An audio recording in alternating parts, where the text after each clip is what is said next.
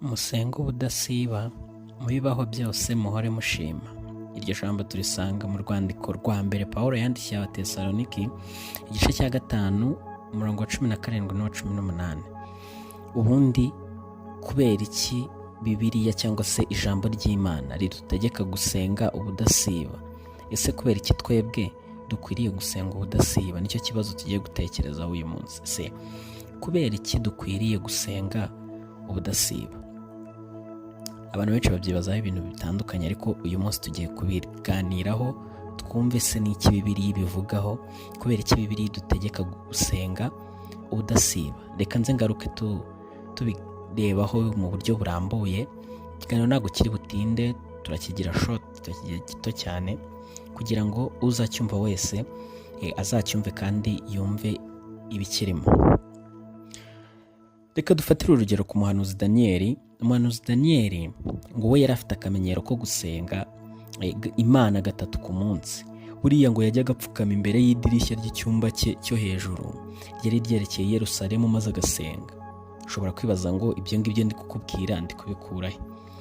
Ugiye uzagenda usome mu gitabo cya mbere cy'Abami ibice 8 46 49, nurangiza ujye no mu gitabo cya Daniyeli igice cya 6 11. Izo nkuru uzahita uzihasanga neza cyane.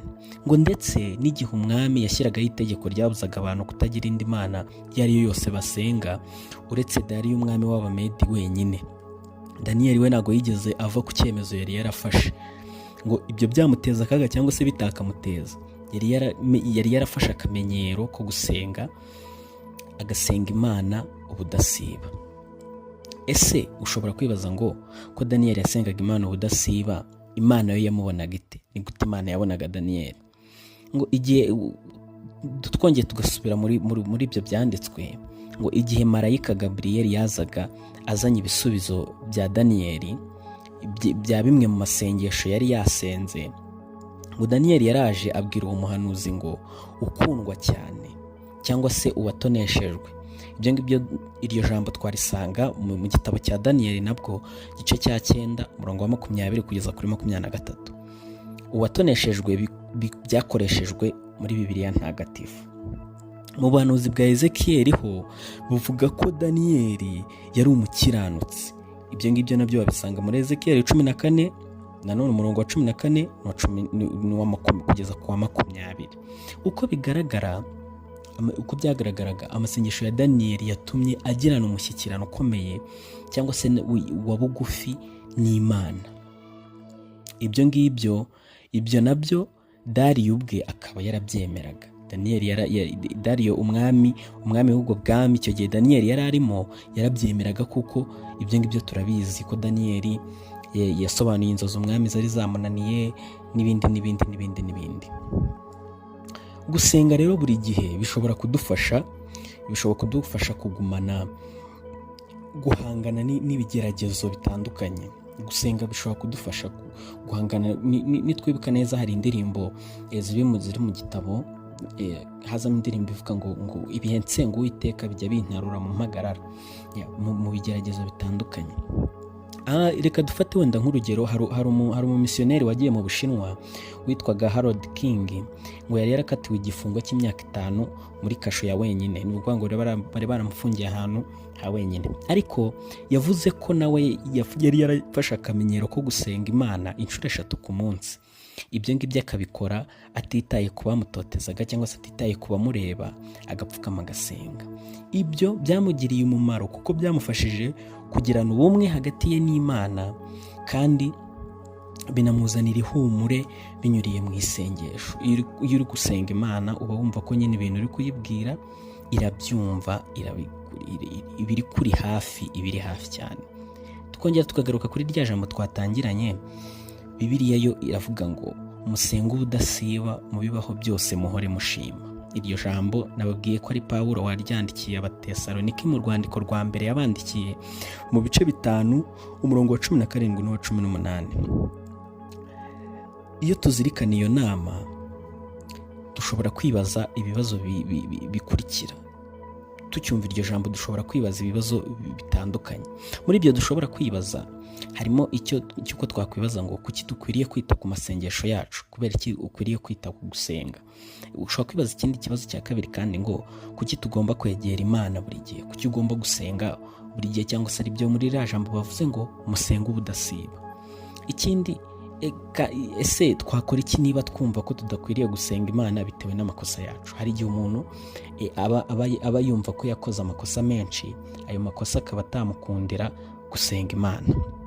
Ibyo rero bikaba mu bintu abantu benshi bashobora kwibaza bigendanye na ririya jambo ngo musenge ubudasiba. Ubundi icyambere kuri kiriya kibazo abantu bakunze kwibaza ngo kuki dukwiriye kwita ku masengesho yacu. Ikintu cya mbere, impamvu dukwiriye kwita ku masengesho yacu ni ukugira ngo tugirane ubucuti n'Imana binyuriye mu isengesho. Urugero, ubu se ninde muntu utakwishimira ko Imana imubona nk'inshuti yayo? Urugero, hari ukuntu Imana yabonaga abakurambere bacu.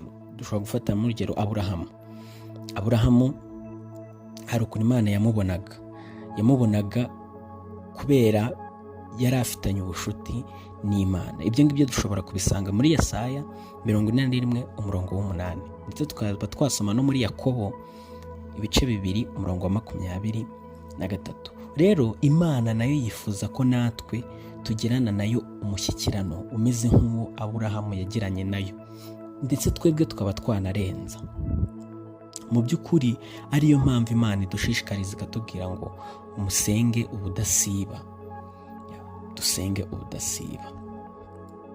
Rero ikindi kibazo nanone, ushobora gutekereza ngo kubera iki nkwiriye gusenga?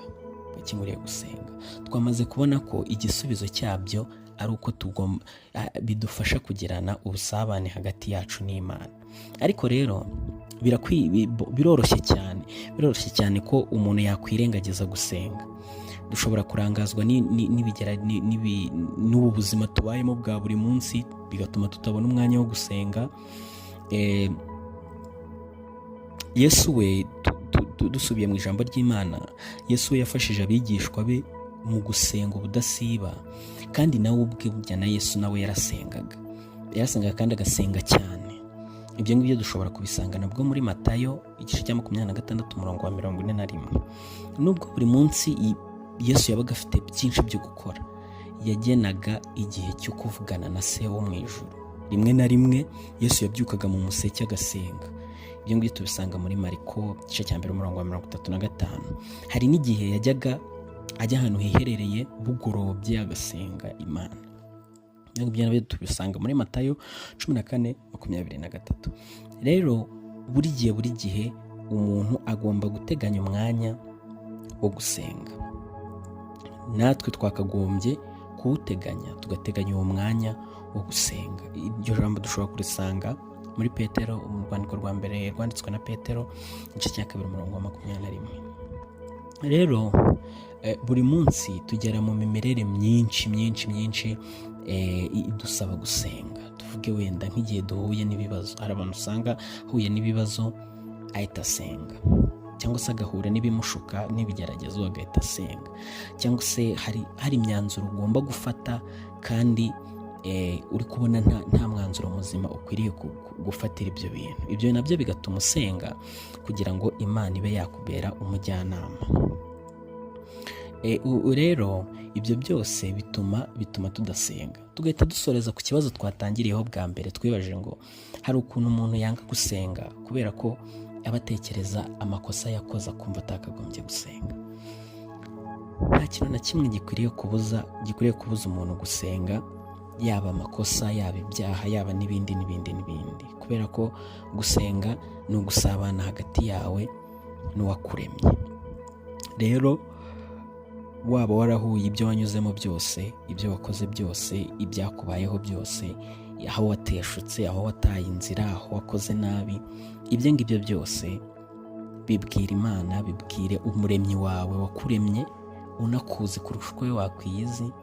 Umubwire ngo nakoze nabi, narakosheje, mbabarira, ntabwo nzongera. ibyo ngibyo birahagije kugira ngo ube wababariwe kandi ube wahindutse umwana w'Imana, ube wabaye icyaremwe gishya. Gusa ingaruka z'ibyo wakoze ntizizabura kukugeraho, ariko ibyaha byo wakoze uzabibabarirwa, uzaba wejejwe, uzaba uri umwana w'Imana. Kandi n'ingaruka birashoboka ko Imana yakugirira imbabazi nazo ikazikuraho, ukabaho uri umuntu wigenga, uri umuntu wuzuye. Rero ijambo twari turi kuganiraho uravuga ngo kuki dukwiriye gusenga ubudasiba, kuki Bibiliya idutegeka gusenga ubudasiba.